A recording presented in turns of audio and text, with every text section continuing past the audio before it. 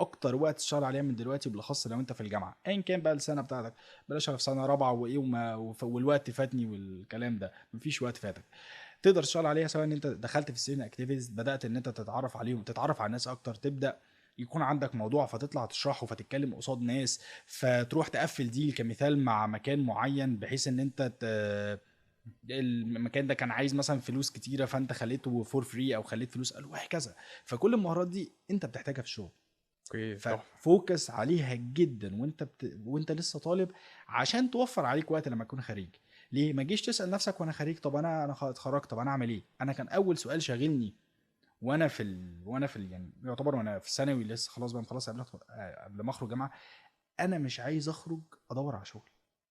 انا عايز ربي يعني، طبعا ربي يعني هو في الاول وفي الاخر كله بتوفيق وكرم ربنا، ولكن برضو بالسعي يعني ان احنا لازم ربنا بيسبب الاسباب. فكان الكل شاغلني انا محتاج قبل ما اطلع من الجامعه اكون اوريدي شغال.